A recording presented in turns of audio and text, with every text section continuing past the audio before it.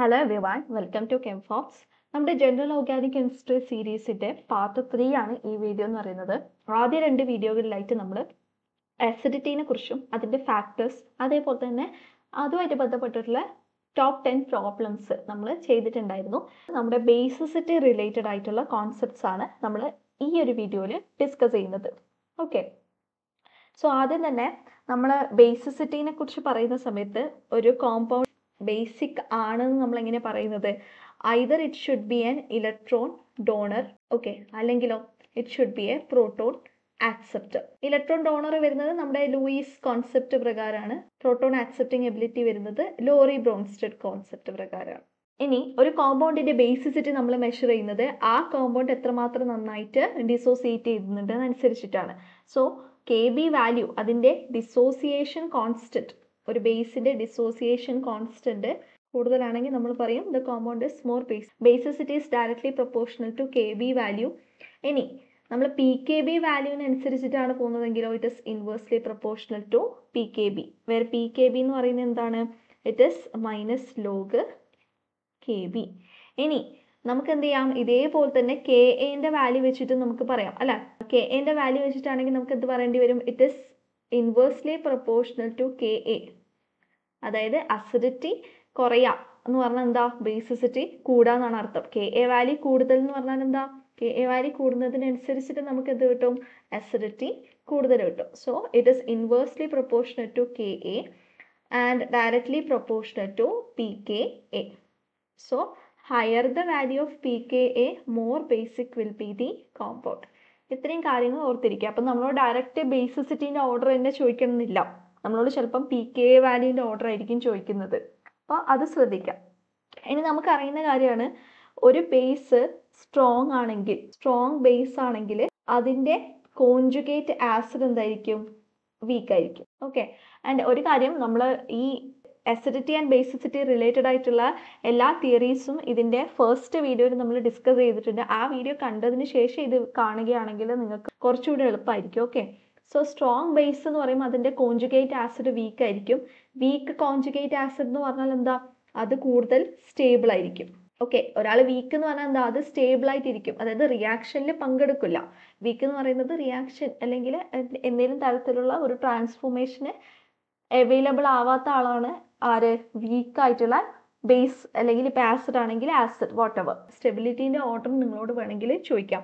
അപ്പോൾ സ്റ്റെബിലിറ്റീൻ്റെ ഓർഡർ ചോദിക്കുന്ന സമയത്ത് നിങ്ങൾ എന്ത് ചെയ്താൽ മതി? കോൺജുഗേറ്റ് ആസിഡിൻ്റെ സ്ട്രെങ്ത് അത് നോക്കിയാൽ മതി. ഓക്കെ, ഇനി factors affecting donor or acceptor ability, അതായത് ബേസിസിറ്റി. ഇവിടെ ഡോണർ എന്ന് പറയുന്നത് ഇലക്ട്രോൺസ് ഡൊണേറ്റ് ചെയ്യാനുള്ള എബിലിറ്റിയാണ്. ആക്സെപ്റ്റർ എബിലിറ്റി എന്ന് പറയുന്നത് പ്രോട്ടോൺസിനെ ആക്സെപ്റ്റ് ചെയ്യാനുള്ള എബിലിറ്റിയാണ്. നമ്മൾ ബേസിസിറ്റി നോക്കുന്ന സമയത്ത് നമുക്ക് 2 രീതിയിൽ നോക്കാം. The is with which electron can be donated, electrons എത്ര നന്നായിട്ട് ഡൊണേറ്റ് ചെയ്യാൻ പറ്റും.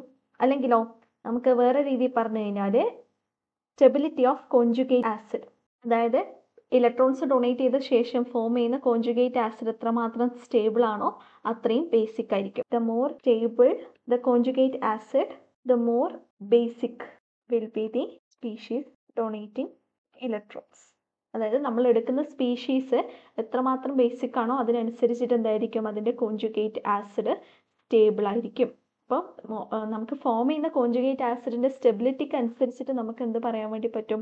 ബേസിൻ്റെ സ്ട്രെങ്ത് പറയാൻ വേണ്ടി പറ്റും. ഇനി നമുക്ക് ഫാക്ടേഴ്സ് എഫക്റ്റിംഗ് ബേസിസിറ്റി നോക്കാം. അപ്പോൾ ആദ്യം തന്നെ നമ്മുടെ ഹൈബ്രിഡൈസേഷൻ ആണ് വരുന്നത്. ഹൈബ്രിഡൈസേഷൻ വരുന്ന സമയത്ത് നമുക്ക് ഒരു എക്സാമ്പിൾ എടുക്കാം. ലെറ്റ്സ് സേ നമ്മുടെ CH triple bond C minus, then CH2 double bond CH minus, അതേപോലെ CH3 CH2 മൈനസ്. ഓക്കെ, ഇതിൽ ഇവർ തമ്മിലുള്ള ഡിഫറൻസ് വരുന്നത് ഹൈബ്രിഡൈസേഷനിലാണ്. അതായത് നമ്മുടെ ഈ ഒരു കാർബൺ എന്ന് പറയുന്നത് sp ഹൈബ്രിഡൈസ്ഡ് ആണ്, ഇവിടുത്തെ കാർബൺ sp2 ആണ്, ഇവിടുത്തെ കാർബൺ sp3 ആണ്. ഓക്കെ, അപ്പം നമുക്ക് അറിയാവുന്ന കാര്യമാണ്, അതായത് എവിടെയാണോ ഇലക്ട്രോനെഗറ്റിവിറ്റി കൂടുതൽ അവിടെ എന്തായിരിക്കും? ബേസിസിറ്റി കുറവായിരിക്കും. Electronegativity is inversely proportional to basicity. Electronegativity കൂടുന്ന സമയത്ത് ഡൊണേറ്റിംഗ് ടെൻഡൻസി കുറവാവുക ചെയ്യാം, അല്ലേ? അപ്പോൾ നമ്മൾ ഈ sp2 sp3 കൺസിഡർ ചെയ്ത് കഴിഞ്ഞാൽ അതിലുള്ള S ക്യാരക്ടർ എന്ന് പറയുന്നത് ഏറ്റവും കൂടുതൽ sp ആയിരിക്കും. Then sp2, then it would be sp3. ഇനി എസ് ക്യാരക്ടറും ഇലക്ട്രോനെഗറ്റിവിറ്റിയും ഡയറക്ട്ലി പ്രൊപ്പോർഷണൽ ആണ്. കാരണം നമ്മുടെ എസ് ക്യാരക്ടർ കൂടുന്ന സമയത്ത് ഇലക്ട്രോനെഗറ്റിവിറ്റി കൂടുകയാണ് ചെയ്യുന്നത്. അതുകൊണ്ട് തന്നെ നമുക്കറിയാം ഇതായിരിക്കും അതിൻ്റെ ഇലക്ട്രോനെഗറ്റിവിറ്റി ഓർഡർ.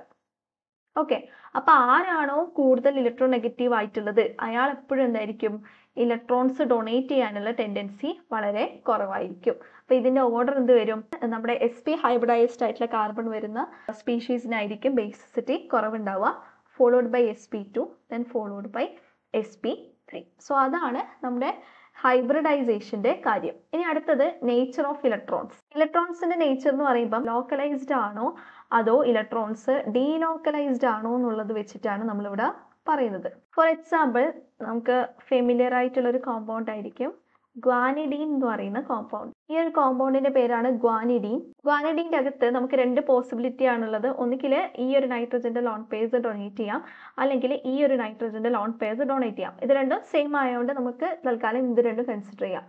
ബട്ട് നമ്മൾ ഹൈബ്രിഡൈസേഷൻ വെച്ച് പോവുകയാണെങ്കിൽ ഈ ഒരു നൈട്രജൻ sp3 ആണ്, അതേസമയം ഈ ഒരു നൈട്രജൻ sp2 ആണ്. ഇവിടെ ഉണ്ടാകുന്ന കാര്യം എന്ന് പറയുന്നത് ഈ പെയർ ഓഫ് ഇലക്ട്രോൺസ് ഇങ്ങോട്ടേക്ക് വരും, then this pair of electrons ഇങ്ങോട്ടേക്ക് പോകും. അതുകൊണ്ട് തന്നെ ഇവിടെയുള്ള നൈട്രജനും സിമിലർലി ഇവിടെയുള്ള നൈട്രജന്റെ ലോൺ പെയർസും അൺഅവൈലബിൾ ആണ്. Okay, delocalised loan pairs of electrons ആണുള്ളത്. അതുകൊണ്ട് ആരായിരിക്കും ഇലക്ട്രോൺസിനെ ഡൊണേറ്റ് ചെയ്യുക, ഈ ഒരു നൈട്രജനിലുള്ള ലോൺ പെയർ ഓഫ് ഇലക്ട്രോൺസ് ആയിരിക്കും ഡൊണേറ്റ് ചെയ്യപ്പെടുന്നത്. സോ ഹിയർ മോർ ബേസിക്, ഇവിടെ ആയിരിക്കും കൂടുതൽ ബേസിസിറ്റി കാണിക്കുന്നത്. ആൻഡ് റിമെമ്പർ, ഈ ഗ്വാനിഡീൻ എന്ന് പറയുന്നത് നമ്മുടെ ഓർഗാനിക് കെമിസ്ട്രിയിലെ one of the important bases ആണ്, സ്ട്രോങ് ആയിട്ടുള്ള ബേസ് ആണ്. ഓക്കെ, ഇനി നെക്സ്റ്റ് ഫാക്ടർ ആണ് നമ്മുടെ ഇലക്ട്രോനെഗറ്റിവിറ്റി. സെക്കൻഡ് വൺ ആയിരുന്നു നമ്മുടെ ഇനി അടുത്തത് ഇലക്ട്രോനെഗറ്റിവിറ്റി. ഇലക്ട്രോനെഗറ്റിവിറ്റി നമ്മൾ കണ്ടു, ബേസിസിറ്റി എന്ന് പറയുന്നത് ഇൻവേഴ്സ്ലി പ്രൊപ്പോർഷണൽ ടു ഇലക്ട്രോനെഗറ്റിവിറ്റി ആണ്. Okay, electronegativity. ഫോർ എക്സാമ്പിൾ, നമ്മൾ 3 കോമ്പൗണ്ട്സ് എടുക്കുന്നു. സോ ഇതിൽ നിങ്ങൾക്ക് കാണാം നമുക്ക് ഓക്സിജൻ, നൈട്രജൻ, കാർബൺ, ഈ 3 ഉള്ളത്. ഇവരുടെ എല്ലാവരുടെയും ഹൈബ്രിഡൈസേഷൻ എന്ന് പറയുന്നത് sp3 ആണ്. സോ ഹൈബ്രിഡൈസേഷനിൽ ഡിഫറൻസ് ഒന്നും തന്നെ വരുത്തില്ല. ഇനി നമുക്ക് നോക്കേണ്ടത് ഇവരുടെ ഡോണറബിലിറ്റി അല്ലെങ്കിൽ ബേസിസിറ്റി ഏത് ഓർഡറിലായിരിക്കും വരിക എന്നുള്ളതാണ്. According to electronegativity of oxygen will be greater than nitrogen then carbon. അതുകൊണ്ട് തന്നെ ഇതിൽ ലീസ്റ്റ് ബേസിക് ആയിട്ടുള്ളത് ആരായിരിക്കും, നമ്മുടെ ഓക്സിജൻ ആയിരിക്കും. ഓക്സിജൻ വരുന്ന ഈ ഒരു കോമ്പൗണ്ട് ആയിരിക്കും, ദെൻ ഈ ഒരു കോമ്പൗണ്ട് നൈട്രജൻ വരുന്ന ഈ ഒരു കോമ്പൗണ്ട് ആയിരിക്കും, പിന്നെ വരുന്നത് കാർബൺ വരുന്ന കോമ്പൗണ്ട് ആയിരിക്കും. സോ കാർബൺ എന്ത് ചെയ്യും, എത്രയും പെട്ടെന്ന് ഇലക്ട്രോൺസിനെ ഡൊണേറ്റ് ചെയ്ത് അതെന്താവുക, സ്റ്റേബിൾ ആവാൻ ശ്രമിക്കുകയാണ് ചെയ്യുക. അടുത്ത ഫാക്ടറാണ് സ്റ്റെറിക് ഇൻഹിബിഷൻ ഓഫ് പ്രോട്ടോണേഷൻ. ഇതിന് നമ്മൾ SIP ഇഫക്റ്റ് എന്ന് പറയും. ഇത് ആക്ച്വലി നമ്മൾ പറയുന്നത് അറോമാറ്റിക് കോമ്പൗണ്ട്സിലാണ്, അറോമാറ്റിക് ആയിട്ടുള്ള സിസ്റ്റത്തിലാണ് നമ്മൾ പറയുക. അതായത് ഇപ്പം നമുക്ക് അനിലീൻ ഉണ്ട്. ഈ അനിലീൻ്റെ ഓർത്തോ പൊസിഷനിൽ ഒരു CH3 ഗ്രൂപ്പ് വരുന്നു. ഓക്കെ, CH3 ഗ്രൂപ്പ് എന്ന് പറയുന്നത് നമുക്കറിയാം it is A bulky group. ഈ ഒരു ഗ്രൂപ്പ് ബൾക്കി ആയതുകൊണ്ട് തന്നെ അനിലീനിന് നൈട്രജന് പ്രോട്ടോണേഷൻ നടക്കുന്ന സമയത്ത്, ഇപ്പം നമ്മളിവിടെ പ്രോട്ടോണേറ്റ് ചെയ്യാൻ വിചാരിക്കുക. പ്രോട്ടോണേറ്റ് ചെയ്യുമ്പം എന്ത് ചെയ്യും, ഇവിടെ ഒരു പ്ലസ് ചാർജ് വരും. ഓക്കെ, ആൻഡ് ഹൈഡ്രജനും വരും. ഓക്കെ, അപ്പം ഈ ഒരു സിസ്റ്റം ഓൾറെഡി ബൾക്കി ആയതുകൊണ്ട് നമുക്ക് ഒന്നുകൂടെ വരക്കാം. ഓക്കെ, അപ്പോൾ ഇവിടെ ഒരു ഹൈഡ്രജനും കൂടി വരുന്ന സമയത്ത് അതെന്തായിരിക്കും, അത് വളരെ ബുദ്ധിമുട്ടായിരിക്കും. സോ ഈ ഒരു ബൾക്കിനെസ് കാരണം എന്ത് സംഭവിക്കും, പ്രോട്ടോണേഷന് ഇൻഹിബിഷൻ സംഭവിക്കും. അതാണ് സ്റ്റെറിക് ഇൻഹിബിഷൻ ഓഫ് പ്രോട്ടോണേഷൻ എന്ന് പറയുന്നത്. അതുകൊണ്ട് തന്നെ ബേസിസിറ്റി എന്ത് ചെയ്യും, കുറയും. Basicity of aniline will be decreased. Okay, so ഇതാണ് നമ്മുടെ സ്റ്റെറിക് ഇൻഹിബിഷൻ ഓഫ് പ്രോട്ടോണേഷൻ എന്ന് പറയുന്നത്. സോ ഇവിടെ നമ്മൾ കൺസിഡർ ചെയ്യേണ്ടത് ഓർത്തോ പൊസിഷനിലുള്ള സബ്സ്റ്റിറ്റ്യൂഷൻ മാത്രമായിരിക്കും. ഓർത്തോ പൊസിഷനിൽ സബ്സ്റ്റിറ്റ്യൂട്ടഡ് ആവുമ്പോഴാണ് നമുക്ക് ഈ ഒരു കാര്യം വരുന്നത്. സോ ഓർത്തിരിക്കേണ്ട കാര്യം എന്തായിരിക്കണം, bulky group at ortho position. Okay, അപ്പം നമ്മൾ അനിലീനുമായിട്ട് കമ്പയർ ചെയ്യുന്ന സമയത്ത് ആർക്കാണ് കൂടുതൽ ബേസിസിറ്റി വരുന്നത്, അനിലീനായിരിക്കും. അപ്പം നിങ്ങൾ ഇവിടെ എന്ത് ചെയ്യാൻ പാടില്ല, ഇൻഡക്റ്റീവ് ഇഫക്റ്റ് ഒന്നും കൺസിഡർ ചെയ്യാൻ പാടില്ല. ഇവിടെ നമ്മൾ CH3 ഗ്രൂപ്പ് ഉണ്ടല്ലോ, അപ്പം റിങ്ങിലേക്ക് കൂടുതൽ ഇലക്ട്രോൺസിന് ഇൻഡക്റ്റീവ് ഇഫക്റ്റ് വഴി ഡൊണേറ്റ് ചെയ്യാലോ എന്നൊക്കെ വിചാരിക്കും. ബട്ട് ശരിക്കും വരുന്ന സംഭവം ഈ ഒരു ബൾക്കി ഗ്രൂപ്പ് ആയതുകൊണ്ട് തന്നെ, ഓർത്തോ പൊസിഷനിൽ ബൾക്കി ഗ്രൂപ്പ് ആയതുകൊണ്ട് തന്നെ ബേസിസിറ്റി ഡിക്രീസ് ആവുകയാണ് ചെയ്യുന്നത്. ഓക്കെ, ഇനി ബൾക്കി ഗ്രൂപ്പ് ഏതാന്നുള്ളതൊന്നും അറിഞ്ഞിരിക്കണം. ബൾക്കി ഗ്രൂപ്പ്സ് ആയിട്ട് കൺസിഡർ ചെയ്യുന്നത്. CH3 ഗ്രൂപ്പ് വരും, ദെൻ ET നമ്മുടെ CH2 CH3 അതൊക്കെ എല്ലാം വരും, എല്ലാ ആൽക്കൈൽ ഗ്രൂപ്പ്സും വരും. അതേപോലെ നമ്മുടെ NO2, then Cl, then Br, I ഇങ്ങനെയുള്ളതാണ് ബൾക്കി ഗ്രൂപ്പ്സ്. ഇനി ബൾക്കി ഗ്രൂപ്പിൽ വരാത്തത്, അതായത് ഡസ് നോട്ട് അപ്ലൈ ഓൺ, ഈ ഒരു എഫക്റ്റ് നമ്മുടെ ഓർത്തോ പൊസിഷനിൽ വരുന്ന ഗ്രൂപ്പ് ഹൈഡ്രജൻ, ഫ്ലൂറിൻ, OCH3, അതേപോലെ തന്നെ ഡ്യൂട്ടീരിയം, ദെൻ NH2 ഗ്രൂപ്പാണ് വരുന്നതെങ്കിൽ, അതേപോലെ നമ്മുടെ OH ഗ്രൂപ്പ്, ദെൻ സൈനൈഡ്, ഇങ്ങനെയുള്ള ഗ്രൂപ്പുകളാണെങ്കിൽ നമ്മൾ ഈ ഒരു SIP കൺസിഡർ ചെയ്യില്ല. ഓക്കെ, ഇനി നമുക്ക് അടുത്ത ഫാക്ടർ നോക്കണം. 5th വൺ ലാസ്റ്റ് ആണ്, steric inhibition of resonance. Okay, that is known as SIR effect. ഇതിൽ വരുന്നത് ബേസിക്കലി ഇപ്പം നിങ്ങൾ ഇങ്ങനെ ഒരു കോമ്പൗണ്ട് കൺസിഡർ ചെയ്യാം. ഇവിടെ നമ്മുടെ സ്റ്റെറിക് എഫക്റ്റ് തന്നെയാണ് CH3 CH3 then CH3. Okay, so ഈ ഒരു കോമ്പൗണ്ട് കൺസിഡർ ചെയ്ത് കഴിഞ്ഞാൽ ഇപ്പം നമ്മൾ പഠിച്ചത് പ്രകാരം എന്താ, ഇവിടെ വളരെയധികം സ്റ്റെറിക് ഹിൻഡ്രൻസ് ഉണ്ട്, അതുകൊണ്ട് തന്നെ ബേസിസിറ്റി കുറയുന്നു നമുക്ക് പറയാം അല്ലേ. പക്ഷേ യഥാർത്ഥത്തിൽ സംഭവിക്കുന്നത് ഇവിടുത്തെ ഈ ഒരു സ്റ്റെറിക് ഹിൻഡ്രൻസ്, ഓക്കെ, ഈ ഒരു ഇത് ഒരു ഓർത്തോ എഫക്റ്റ് ആണ്. ഓർത്തോ പൊസിഷനിൽ വരുമ്പോഴാണ് ഇത് നമ്മൾ ആപ്ലിക്കബിൾ ആയിട്ടുള്ളത്. അപ്പം ഈ രണ്ട് ഗ്രൂപ്പുകളും ബൾക്കി ആവുന്ന സമയത്ത് ഈ ഒരു ഹോൾ ഗ്രൂപ്പ് എന്ന് പറയുന്നത് ഔട്ട് ഓഫ് ദി പ്ലെയിൻ ആവും. അതായത് നമ്മുടെ റിങ്ങിന്റെ പ്ലെയിനിന് പെർപെൻഡിക്കുലർ ആയിട്ട് വരും ഈ ഒരു ഹോൾ ഗ്രൂപ്പ് എന്ന് പറയുന്നത്. അതുകൊണ്ട് തന്നെ എന്ത് സംഭവിക്കും, ഇവിടുന്ന് പ്ലനാരിറ്റി നഷ്ടപ്പെടും. ഈ ഒരു പെയർ ഓഫ് ഇലക്ട്രോൺസ് എന്ത് ചെയ്യില്ല, കോൺജുഗേഷനിൽ പോവില്ല. So this pair of electrons will be readily available for protonation. So distortion in planarity, therefore electrons are available for donation. ഇവിടെയും ബേസിക്കലി സ്റ്റെറിക് എഫക്റ്റ് തന്നെയാണ് വരുന്നത്. പക്ഷേ ആ സ്റ്റെറിക് എഫക്റ്റ് കാരണം കൊണ്ട് തന്നെ എന്ത് സംഭവിക്കും, ഇതിന്റെ ആ ഒരു പ്ലനാരിറ്റി നഷ്ടപ്പെട്ടിട്ട് ഇലക്ട്രോൺസ് എന്ത് ചെയ്യും, കോൺജുഗേഷനിൽ പോവില്ല. Okay, therefore no conjugation. Conjugation ഇല്ലാത്തത് കൊണ്ട് തന്നെ എന്ത് സംഭവിക്കും, electrons are available for donation. Clear ആണല്ലോ. അപ്പോൾ ഇതിൽ നമുക്ക് എന്ത് പറയാൻ വേണ്ടി പറ്റും, നമ്മൾ അനിലീൻ വെച്ച് കൺസിഡർ ചെയ്യുന്ന സമയത്ത്, അനിലീനുമായിട്ട് കൺസിഡർ ചെയ്യുന്ന സമയത്ത് ആരായിരിക്കും കൂടുതൽ ബേസിക് ആയിട്ട് വരുന്നത്, നമ്മളിപ്പം കണ്ട ഈ ഒരു കോമ്പൗണ്ട് ആയിരിക്കും കൂടുതൽ ബേസിക് ആയിട്ട് വരുന്നത്.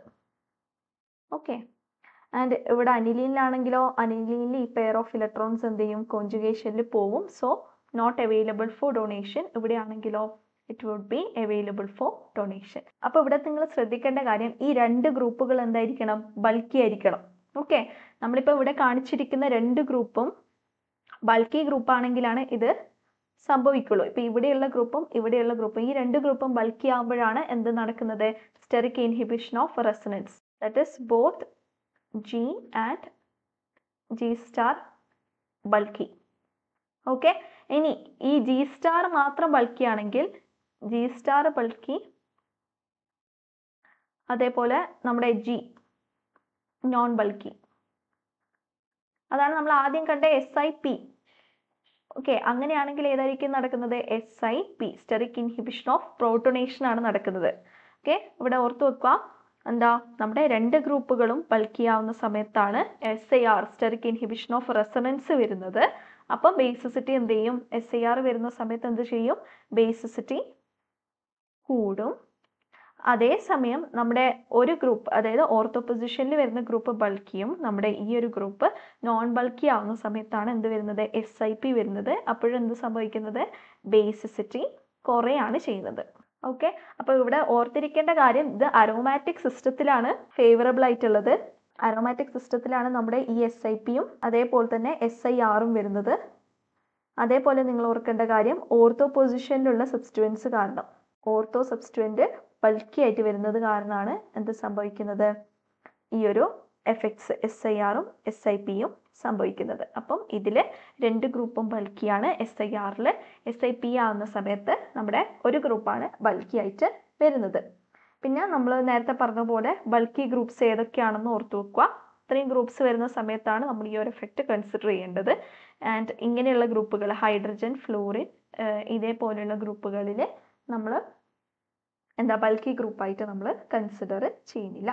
ഓക്കെ, അപ്പോൾ ഇത്രയാണ് നമുക്ക് ഈ ഒരു വീഡിയോയിൽ പറയാനുള്ളത്. സോ അടുത്ത വീഡിയോയിൽ നമ്മൾ ഈ പഠിച്ച കോൺസെപ്റ്റ്സ് ഒക്കെ ആയിട്ട് റിലേറ്റ് ചെയ്തിട്ടുള്ള പ്രോബ്ലംസ് നമ്മൾ ചെയ്ത് നോക്കും. അപ്പോൾ ആ വീഡിയോ നിങ്ങൾ കണ്ടു നോക്കുക.